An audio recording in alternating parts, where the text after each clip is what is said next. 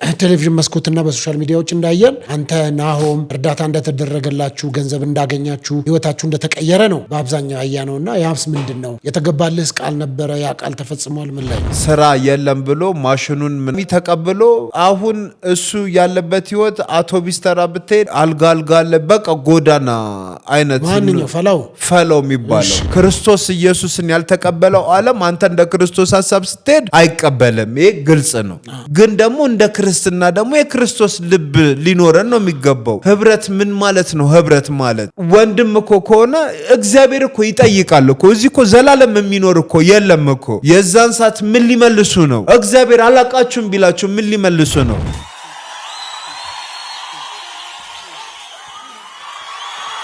አይሆንም በህይወቴ ገልብጦታል ኢየሱስ አባቴ በስም አጋንንትን አላወጣንም በስም ስትታምራትን አልሰራንም ይሉታል ዞር በሉ እናንተ አመፀኞች አላቃችሁም ብሎ ነው ሚክዳቸው የሆነ ቀን ሲቀር እንደ እንትና የት ሄደ እንኳን እኮ ትባባላለ አይደለም ተውና አገልጋይ ደግሞ እረኙ በጎቹን የመጠበቅ ግዴታ እኮ አለበት እኮ እሺ አትደውል ደውዬ ነግሬው እንደዚህ ችግር ገጠመኝ ብዬ ዘው ብለ ሄደ ዋናውን ማናገር አትችልም በእነሱ በኩል ሄደ ነው የምታናገረው በሌሊት የሞቱ ዶሮዎች ይልከኛል የሞቱ ዶሮች እየርክ ምን ታረጋ በየሰው ቤት ይቀበራሉ እነዛ ይሄ የሰይጣን አሰራር ነው በቃ ተግባባለ እሚልህን ነገር በመንፈስ ነው ሚል በዚህ ሄደ በቀኝ በኩል ዞረ እንደዚህ ያነግብ ያለ እዛ ግቢ ላይ ወስደ ቅበር ይላል ይሄንን ነገር እኮ ነው ለማንም ማውርቼ እኮ አላቅም እኮ ባወራውለት እኮ መሞት ነበር የሚመስል የማይከፈልበት እግዚአብሔር ቤት ፈውስ አይከፈልበት እግዚአብሔር ደግሞ ሁሉም ቦታ ላይ የግድ ቸርች ውስጥ ብቻ አይደለም እግዚአብሔር ያለው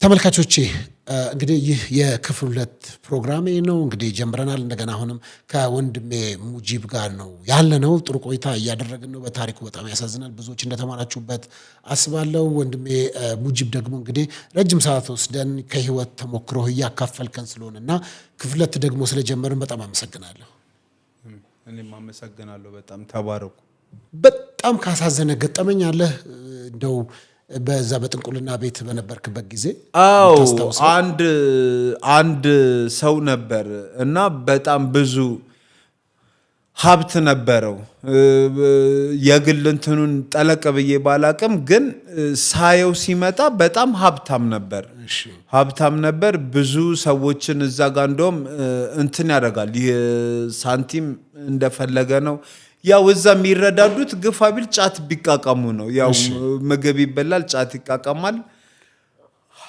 ወደ 27 አመት እዛው ቁጭ ብሎ በቃ ወይ አይምሮ ህመምተኛ አትለው ወይ ምን አትለው መቆም አይችል ይሄ የሚያደርገው እንደ ሴት ሽርጥ ነው ሀብቱ ንብረቱ ወድሞ ሚስቱ ሌላ ሰው አግብታ ህይወቱ ሁሉ ተመሰቃቅሎ ፉዞ ሆኖ ግራ ገብቶት ጫቱን እየበላ እስከ በቃ ቢያንስ እኔ እስከምወጣበት ከዛ ቤት እስከምወጣበት ድረስ ህይወቱ የተመሰቃቀለ ሰው አውቃለሁ ግን ሲመጣ መኪና የነበረው ቤት የነበረው በቃ ይሄ ምድራዊ ነገር የነበረው ሰው ነበር ግን በቃ እዛ ሆኖ በቃ እንደው እዛ ሆነ እንደው ጸብ የተነሳበት ይሄ የሚጠነቁለው ጠንቋይና ሌላ ሰው መጥቶ ገጠመኝ አልነበረም ድንገት አሁን ከእግዚአብሔር ጋር ወደፊት ግን ሊሆን ይችላል እዛ ቤት ውስጥ ሆኖ ህይወታቸው ተበላሽቶ ጌታን ያገኙ ደግሞ ሰዎች እዛ ራሱ ውስጥ ገብተው ወንጌልን የሚመሰክሩበት ጊዜ መጣ አንተ የመሄድ አጋጣሚ አልነበርክም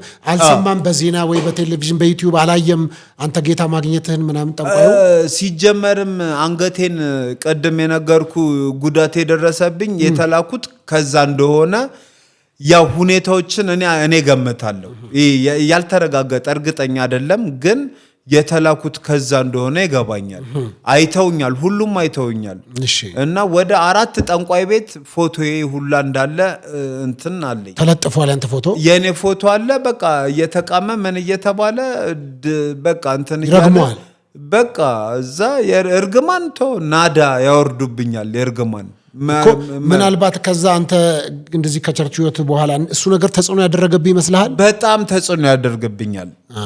ምክንያቱም ቤተሰቦቼ እናቴ አባቴ ወይ ከጎኔ ያሉ ሰዎች በጌታ ቢሆኑ ቢያንስ በጸሎት ያግዙኛል። እኔ ግን ደካማ ነኝ፣ ብቻዬን ነኝ፣ ሰው ነኝ እና የመጣሁት ከከባድ ህይወት ስለሆነ ቢያንስ ልጸልይ ስል የምጸልይበትን መንገድ ሰይጣን ያቀነባበርና እንዳልጸልይ ያደርገኛል። ከሰዎች ጋር ደግሞ ቋንቋ ያደበላልቀባል። የሚያሳይ ሰዎች ደግሞ በቃ የሱ መጠቀሚያዎች እንደሆኑም ያው አንተ እንትን ትለዋለህ፣ ውስጥ ያውቀዋል። ሄደ በቃ እንዴት ነው ጸሎት አድርግልኝ ጸልይልኝ ስትል ራሴ መጸለይ እንዳለብኝ እኮ አውቃለሁ። ግን እዛ ጋር ደግሞ እኔ ከጀርቤ ብዙ ነገር እንትን ብዬ ነው የመጣሁት። አሉ ደግሞ የማይለቁኝ ቁጭ ብለው እድሜ ልኬና እስክሞት ድረስ አዋረደን እናዋርደዋለን ብለው ቁጭ ብለው የኔን ስም ርዕስ አድርገው ብዙ እንትን የሚሉ አሉ። ግን ሰው ደግሞ አይረዳህም፣ ክርስቲያኖች ደግሞ አይረዱህም፣ ያንተን ህይወት አያውቁትም። እነሱ ከቤተሰባቸውም ጀምሮ በጌታ ናቸው። እንዲህ ቀለል አድርጎ ነው የሚያዩ። ስትነግራቸው ቀለል አድርጎ ነው የሚያዩ።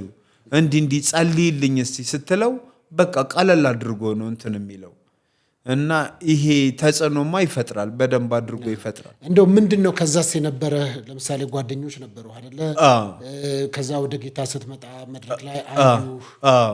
ከዛ በኋላ ምንድነው አንዳንድ ሰዎች ለምሳሌ ገንዘብ ተከፍሏቸው ነው። ለገንዘብ ሰው የማይሆነው ነገር የለም። አሁን ይሄ ምስክርነትን ብዙ ሰው አያውቀው። ስለዚህ ለገንዘብ ብሎ ነው የሚሉ እንደዚህ መገለሎች ምናምን አልነበሩም?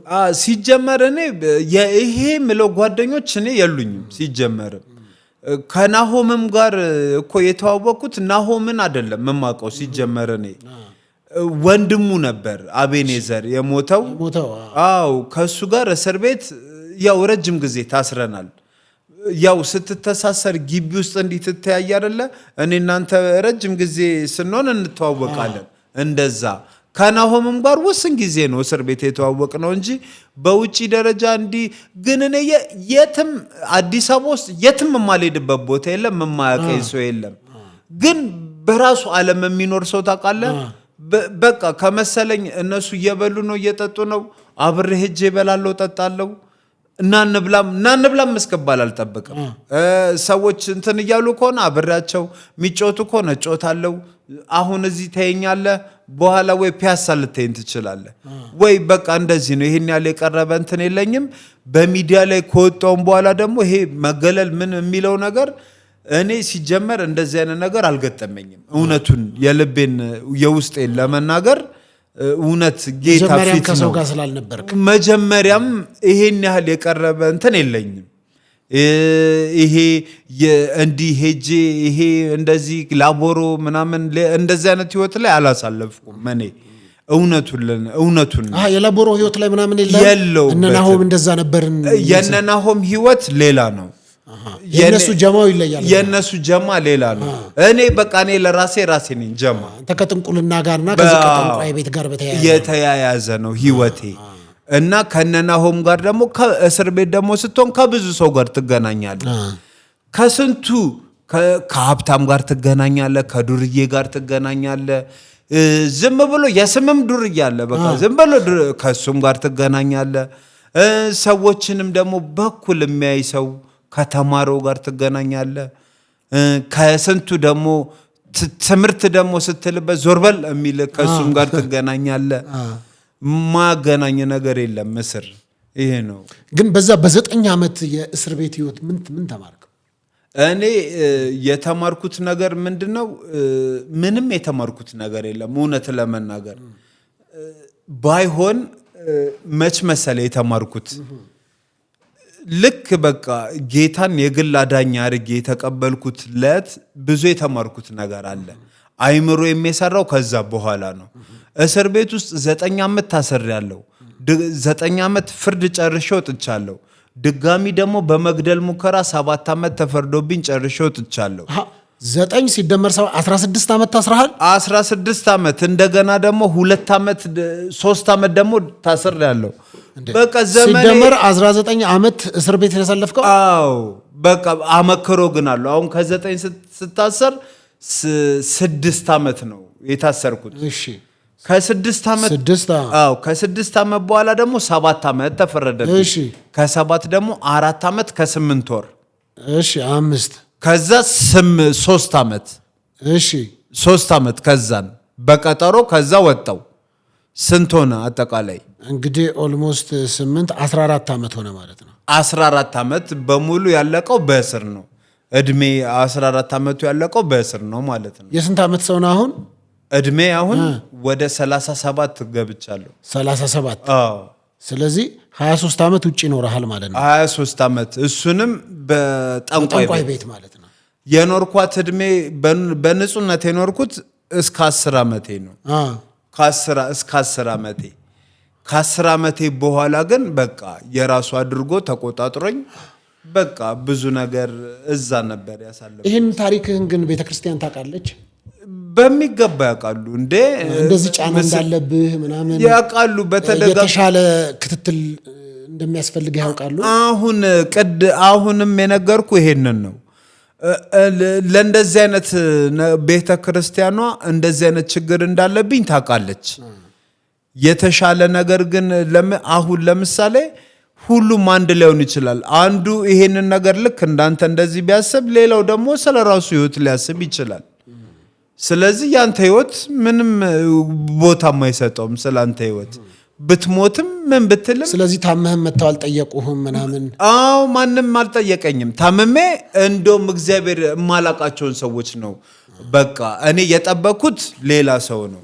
አንተ ወንድሜ ከሆንክ በጌታ ወንድሜ ነህ አንተ፣ አብረን ነው ቸርች እንትን የምንለው፣ የምጠብቀው አንተ ነው። ስለዚህ አንተ ምንድነው በጥንቆላው ቤት እያለህ ቤተሰብህ ጥንቆላው ቤት ነው። አሁን ደግሞ ቸርች ደግሞ ስትመጣ ቤተሰቤ ቸርች ናት ብለህ ነው የምታስበው። ትክክል። ስለዚህ ከዛ አንጻር ነው ቅያሜህ ነው። ትክክል እንጂ ሌላ የምታውቀው ዓለም ስለሌለ፣ ለምሳሌ ይሄ ላቦሮ ምናምን ጀማ ስለሌለ ሄጃ ግራው ይገባሃል ማለት። ትክክል። በቃ ዙሪያው ነው የጨለመብኝ።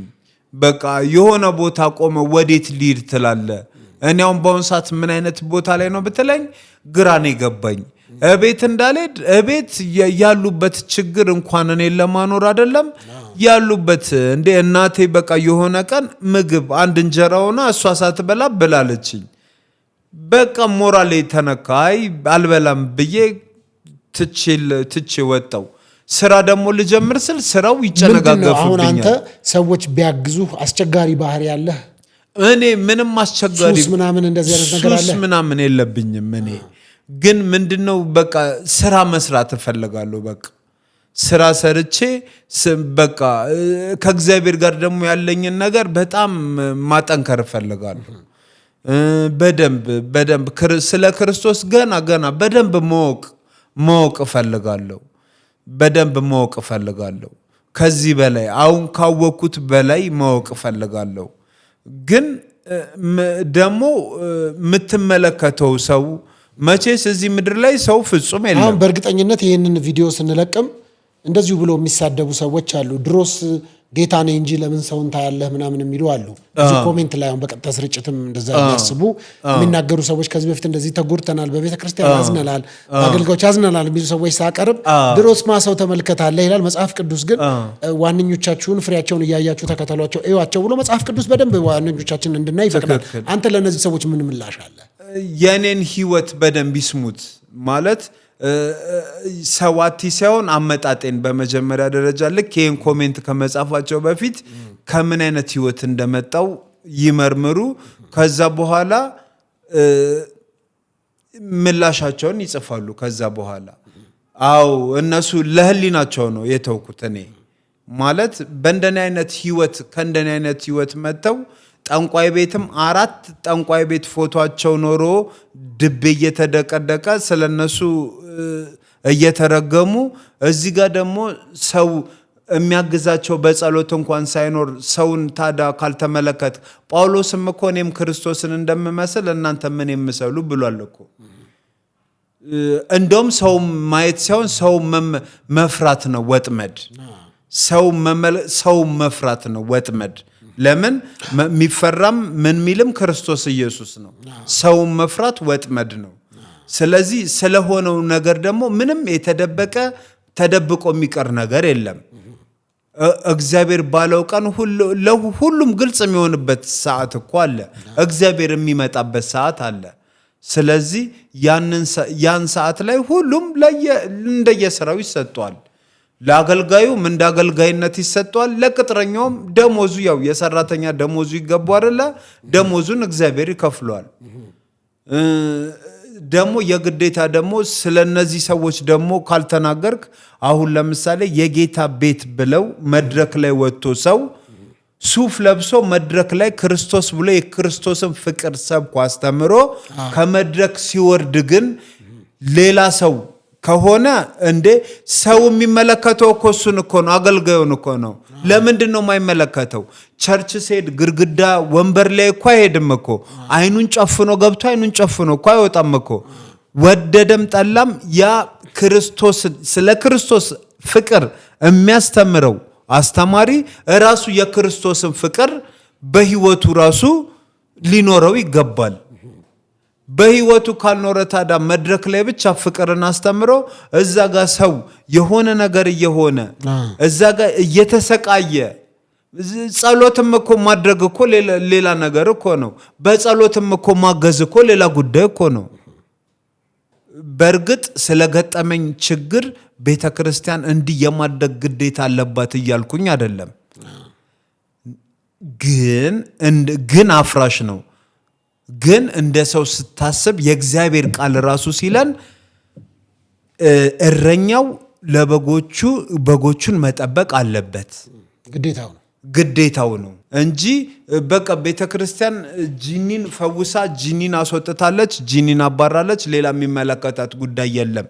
እንደዚህ እንዴትስ በምን አይነት አይምሮ ነው እንደዚህ የሚባለው? እኮ በመያዝ እኮ እንደውም ጠንቋዩ ለክፋት ሆነ እንደውም እኮ እሱ ይይዛል እኮ ያበላሃል፣ ያጠጣሃል፣ ለመጥፎ ስራ ያሰማራሃል፣ ስትቀር ይቀጣሃል። ትእዛዝ አልቀበልም ካልክ ይቀጣሃል። ይሄ እኮ የእሱ ቅጣት እኮ ነው። ስትቀር ነው እንደውም ይቀጣሃል። ስትቀር ትእዛዝን አልሰማም ስትል እቁብ አለ አይደል? እንዲያው እድር አለ እኮ። እድር ላይ እኮ ሰው እኮ እድር ተሰብስቦ እቁብ ምን ዓለማዊ ህይወት ላይ ራሱ አንድ ሰው ለምን ቀረ ይባላል እኮ። የእድርም ቅጣት እኮ አለው እኮ። ስትቀር የሆነ ብር እኮ ትቀጣለህ እኮ። እንዴ ለምን የዘላለም ህይወትን እየተነገረ እንግዲህ አንተ አንድ ቸርች 2 ዓመት ቆየ ማለት የዛ ቸርች እኮ አባል ነህ፣ ተማሪ ነህ፣ አባል ነህ። ያንተ ጉዳይ የቸርቹ ጉዳይ ነው። እንደ አንድ አካል እንደ አንድ ብልት እንደ አንድ በቃ ሁሉም እንደ አንድ ነው። እንደ አንድ አካል እኮ ናቸው። ከነሱ አካል እጅ ተቆርጦ ሲወድቅ አይሰማም? ይሄ ማለት እኮ ነው። ግን የትኛውን ክርስቶስን ነው ታዲያ የምንሰብከው? የምናስተምረው የትኛውን ክርስቶስን ነው? ክርስቶስ እኮ ማለት ምንድነው? ራሱን እኮ እንደ ሻማ እኮ ነው። ለሌሎች ብርሃን ሆነ። አገልጋይ እኮ ስትሆን ለሌሎች ብርሃን ነህ፣ ታበራለህ። ግን አንተ እንትን ትላለህ እኮ እዛ ጋር ሰው እንትን እያለ እንዴት እንደሆነ አያገኙህም። እዛ የክራይስት አርሚ አባላት መንገድ ላይ ምናምን አግኝተው አያወሩህም? እኔም አላወራቸውም። እንደውም አንድ ጊዜ የሆነ ሰው ነበር እና እዛ የሆነ ሰው ነበር። የሆነ ጊዜ ምን ተፈጠረ መሰለ? እዛ ቸርች እያለው ያው እንግዳ ነኝ። እንግዳም ከመሆን አንፃር ያው ሌሎችም በዚህ ጉዳይ እንትን የሚሉ ካሉ ይቅርታ እላለሁ እና ስራ ስል እዛ ስራ እና እኛ ምን ሰራበት ትሰራለህ አሉኝ። ስሙን ለጊዜው መጥቀስ አልፈልግም፣ ያው ያውቁታል ራሳቸውም። እና ስራው ምንድነው? ክርስትና ትምህርት ነው። ክርስትና ትምህርት አለው አይደለ? ህግ አለው አይደለ? የክርስትና ትምህርት። እነሱ ግን የሚሸጡት መጠጥ ነው። እኔ ደግሞ በዛ ሰዓት እየተማርኩኝ ነው እና እኛ ጋር በወር 10,000 ብር ይከፈልሃል፣ ስራ ትሰራለህ አሉኝ። እሺ እሰራለሁ አልኳቸው። በወር 10,000 ብር አሉኝ። 10,000 ብር አይደለም በወር 5,000 ብር ራሱ የሚያስፈልገኝ ሰዓት ነው። ስራውን ግን ሳየው ሄጄ ጀርመን አደባባይ ጋር ያለው እንትን ቤት ነው። ይሄ ምንድነው ስሙ?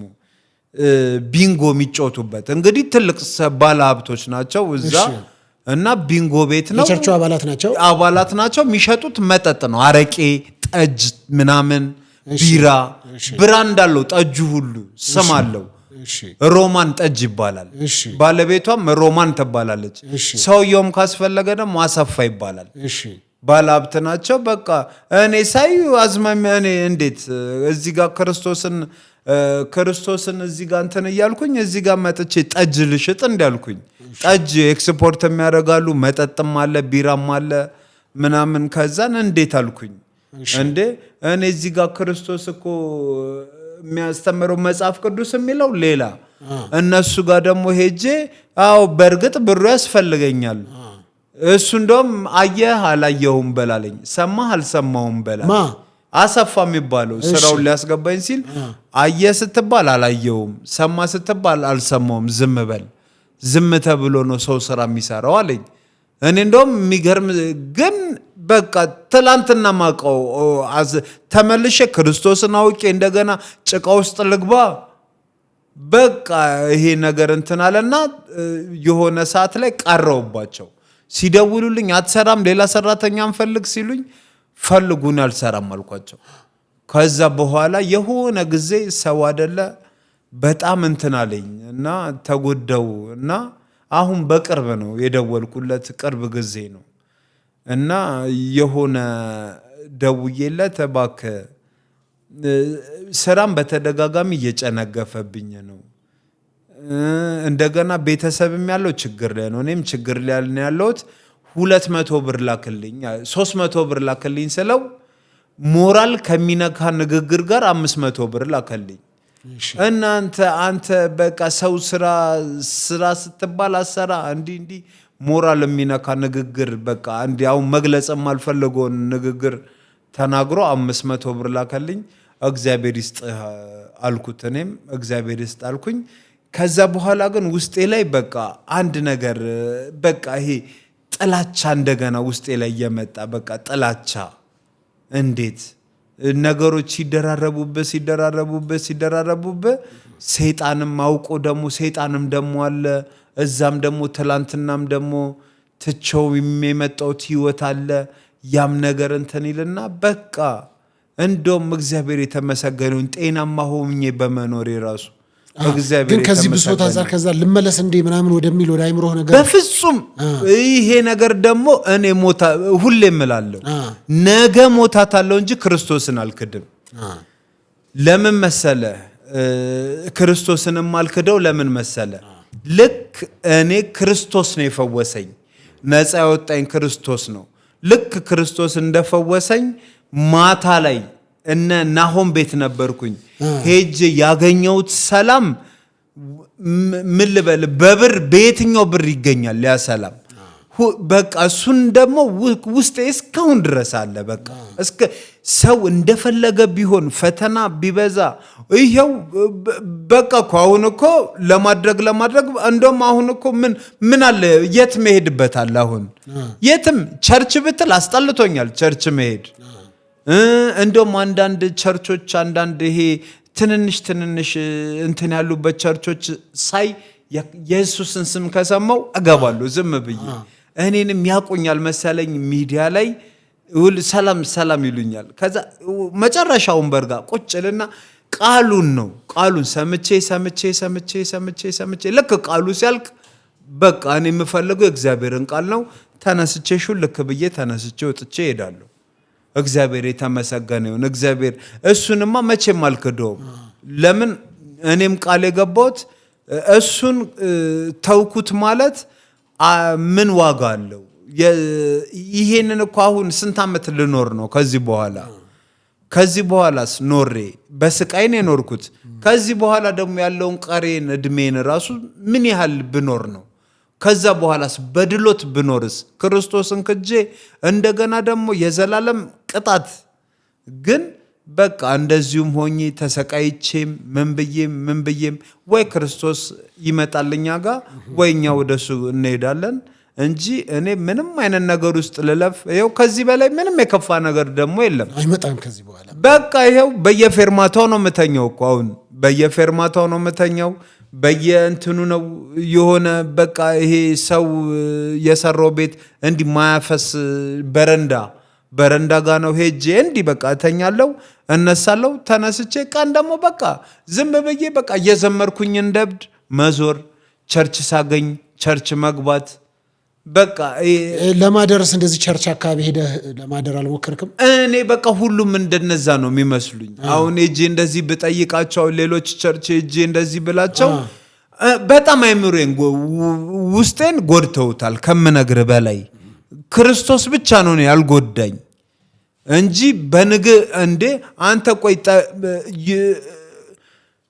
እንደዚህ አይነት ነገር ደርሶብኛል ብለ ደውለ ቆይ ጠብቀኝ ብሎ 3 ቀን ሰው ስልክ አለማንሳት ማለት እንደዚህ ሆነ እንዲህ እስክትሆን ድረስ ለምን ጠበቅ ቆይ ብሎ እንግዲህ አንድ አገልጋይ ነው ፓስተር ነው እንደዚህ ሲል እንደው ክርስቲያን የተባለ ያስጠላም እንዴ በዚህ አይነት በቃ ሌሎች ችግሬን ራሱ በቃ እንዲህ መናገር ራሱ በቃ አንተናለኝ እሄዳለሁ ቢረበኝም ወይ የሆነ በቃ ደግሞ እንዲህ ያው እድገታችንም ሰፈራችንም እንዲህ ህዝቡ እንትን ስለሆነ ይሄ ነገር አይጠፋም የሆነ ምግብ ቤት ሄድና ውስጥ ገባና እንዴት ነው ምናምን ምን ልታዘዝ ይሉኛል ሲያዩ እኔ እነሱን ሲያዩ ሌሎችን ሄድና አረ የሚበላ ነገር እርቦኝ ነው እላቸዋለሁ ሲርበኝ 2 ቀን ምናምን ሲርበኝ ከዛ በፌስታል አድርገው ቡሌ ምናምን ይሰጡኛል ለሱን ይዛለው በቃ ቤትም ማልሄድ ምንም ማልል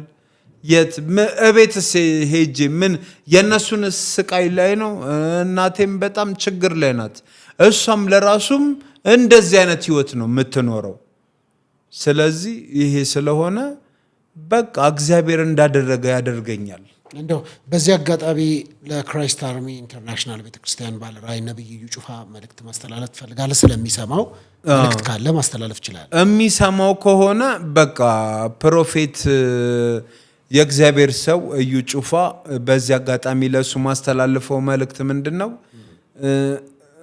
በደንብ እንዲሰማው ፈልጋለሁ ዝቅ ብሎ በጎቹን ቢመለከት እዛ አካባቢ ያለውን ግርግር ሳይሆን ቀረብ ብሎ ሰዎችን በተለይ ደግሞ ከመጥፎ አጋንንታዊ አሰራር ውስጥ የመጡት ከመጥፎ ነገር የመጡት ልዩ ክትትል አድርጎ ይሄ በኔ ይብቃ በቃ እኔ ሲጀመር ያው አንገናኝም ድንገት እግዚአብሔር ብሎ እግዚአብሔር ሊያገናኘን ይችላል አላቅም እኔ እሱን ወደዋለሁ ፕሮፌት እዩ ጩፋ ያው እግዚአብሔር በሱ ተጠቅሞ ከከባድ እስራት ፈውሶኛል እግዚአብሔርን ስለሱ ስለ ፕሮፌት እግዚአብሔርን አመሰግናለሁ ነገር ግን በዙሪያ ያሉትን ቃኝ ተመልከት የታች ያሉትን ልጆች ብቻ ሳይሆን አንተ ጋር ራሱ በዙሪያ የሚያገለግሉትን ስራቸውን ከቻልክ ተመልከት ምክንያቱም መንፈስ ቅዱስ ይሄንን ተራ ነገር ስለማያሳይ አንተ በሰው አይምሮ ለመመልከት ሞክር ሰው ስለሆንክ እንደ ሰውነት እንጂ መንፈስ ሁሉንም ነገር እንደዚህ አይነት ነገር ሊያሳየው ስለማይችል መመልከት አለብህ የወደቁትን እንዲ ጌታን አውቀው የጌታ ፍቅር እያለባቸው ተሰነካክለው ስንት ይወደቁ አሉ ብዙ ስላሉ እነሱን ተመልከቱ ካንተ ጋር ከነበሩት ሁሉም አሉ ወይስ ማን ነው አሁን ያለው ማን አለ አሁን ከኔ ጋር በቃ እኔ ብቻ አሁን ናሆም ይዟቸው ከሄዱት እኔ ብቻ ነበርኩ የቀረሁት በቃ እኔም ይሄው እንግዲህ ያው ብቻ ክርስቶስ እዛ መድረክ ላይ ነበሩ ማንንም የለም ቸርች ውስጥ እዛ መድረክ ውስጥ የነበሩትማ ማንንም የሉም ማንንም ሳምራዊት ከድር የምትባለው በተለይ የሷ ነገር በጣም ያሳዝናል እንደኔ አይነት ተመሳሳይ ህይወት ነበራት አረ እኔ ተመልሻለሁ በቃ ወደ በፊት ቤተሰቦቼ ጋር ሄጄ ወደ በፊት ህይወቴ እንዲ እሷም ከእንደኔ አይነት ስራት ውስጥ ነው የመጣቸው በቃ እዛ እንደውም እኮ ይሻለኛል ብላ እንደዚህ ለምን ይመስልሃል ችግሩ ከማን ነው ከናንተ ነው ከቤተክርስቲያን ነው ከማን ነው ችግሩ ማለት ነፃ ወጣችሁ በጣም ዓለም ያቃችኋል ሌሎች ቤተ እምነቶችም ያቋችኋል ማለት ስርዓት ነፃ እንደወጣችሁ ተረስታችኋል ከዛ ነው ምንድነው እስቲ ችግሩ ምንድነው? እንደዚህ ሆነው ያው እኛም ጋር ችግር አለ፣ ከኛም ችግር አለ። እኛ ደግሞ ወደን አይደለም። ይሄ የቁማር ቦታ አይደለም። ይሄ የህይወት ጉዳይ ነው። ስለዚህ መንፈሳዊ ህይወት ስለሆነ እንጂ ይሄ የሆነ ወይ እንትን ላይ ቀርበን አይደለም፣ ወይ አለ ሰይፉ ፋንታው ላይ ወይ እንትን ላይ ሳይሆን መንፈሳዊ ህይወት ስለሆነ ሰው በህይወቱ አይቀልድም። እንደ ቀልድ አይደለም። የኛ ችግር ያልኩት ምንድነው? ከጀርባችን ብዙ ነገር ስላለ እኛን የሚከታተለን ብዙ ነው። እኛውን እንስተካከላለን፣ ወደ ጌታ እንሄዳለን ብለን መስመር እንጀምራለን አይደለ? ከኋላችን ጫና አለ፣ ሰው ያልተረዳው ነገር። ስለዚህ ስፔሻል ድጋፍ ያስፈልገናል። አዎ ይሄ ነው። ይሄንን ደግሞ ምንድነው? ሰው የራሱ ነገር በራሱ ነገር ተወጥሯል። እዚህ ጋር ሰው እየሞተ ነው። እዚህ ጋር ሰው የሆነ ነገር ውስጥ እየገባ ነው። ተመልሶ ደግሞ ተመልሼ እንኳን እኮ የትላንትና ጠንቋይ ቤት እንኳን ተመልሼ እሄዳለሁ አይታሰብም ሲጀመር። ምክንያቱም በቃ አንድ ጊዜ ቃል ኪዳንን አፍርሰሃል። ከጠንቋዩ ጋር ያለውን ቃል ኪዳን ስላፈረስክ እዛ የምትሄደው ያው ታውቃለህ ለመሞት ነው። ዞሮ ዞሮ ለመሞት ነው። ምንም ህይወት ባትሞት እንኳን እኔ ወደዛ መመለስ አልፈልግም ባልሞት እንኳን። ለምን አንድ ጊዜ በቃ የእውነትን የድነትን መንገድ አውቄያለሁ። ግን ምንድነው? ሰው ነኝ። ሰው ስለሆንኩኝ ደካማ ስለሆንኩኝ ሰው ደግሞ ሰውን ቢያንስ ቀርቦ ወይ ምንድነው ብሎ ማማከር እኮ መቻል አለበት እኮ። በዚህ ምድር ላይ ስትኖር እኮ ሁሉም በአንድ ጊዜ ይበቃል አይደለም። ሰው ደግፎት እንደ ሕፃን ልጅ ልክ አሁን አዲስ ክርስቲያን ስትሆን እንደ ተወለደ ሕፃን ልጅ ነው። ዳዴ ትላለ፣ ከዛ በኋላ እየወደክ ትነሳለህ እኮ። ትወድቃለህ፣ ትነሳለህ፣ ምን ትላለህ፣ የሆነ ነገር ሲያይ በአንተ ላይ ሁሉም ጣቱን ቀስሮ ከመጠቋቋም ከምን አይነት ህይወት ነው የመጣው ብሎ ጀርባህን መመልከት መቻል አለበት። ከእንደዚህ አይነት ህይወት የመጡም ደግሞ የሆነ የተለየ አያያዝ ቢደረግላቸው። መጀመሪያ ላይ ግን እንዴት ነበር እንክብካቤው? ዛሬ ላይ ይሄን ገምተህ ነበረ? የመጀመሪያው የነበረው እንዴት ነው? እንደዚሁ ነበር። እኔ መጀመሪያም ሲጀመር ያው ለነናሆ ምናምን ሚዲያ ላይ ስላሉ ለነሱ በእርግጥ ሆይ ሊኖር ይችላል። እኔ ግን በቃ ምንም ለኔ የተለየ አዲስ ነገር የለም። እኔ እንደውም አዲስ ነገር የምለው ይሄንን ነው። ምክንያቱም እኔ እንደውም ምንድነው ሌሎች ሰዎች ስለሆኑ እኔን ቤትም ተከራይተው እንትን የሚሉኝ ከቸርቹም ምንም የጠየኩትም ጥያቄም የለም። አንዳንዶችም ገንዘብ ተከፍሏቸው ነው ድራማ እየሰሩ ነው ምናምን የሚልም ነገር ስለነበር፣ አዎ ገንዘብ ተከፍሏቸው ይሄ ውሸት ነው። ይሄ በቃ ውሸት ነው። ብዙ ማብራሪያ አያስፈልገውም። ለእንደዚህ አይነት ተራ ነገር ራሱ ጊዜ ማባከን ስለማያስፈልግ ውሸት ነው። ይሄ ገንዘብ ተከፍሏቸው ምናምን የሚል ለገንዘብ ነው ምናምን የሚባለው ይሄው እኔ እኮ አሁን ያለሁት እኮ እዚህ የመጣሁት እኮ ለምንድን ነው? ተቸግሬ እኮ ነው። ገንዘብ ተከፍሎ ማለት ምን ማለት ነው? ክርስትና ደግሞ በድሎት መኖርም እንዳልሆነም አውቃለሁ። ክርስትና በመከራ ውስጥ ነው ፈተና አለው።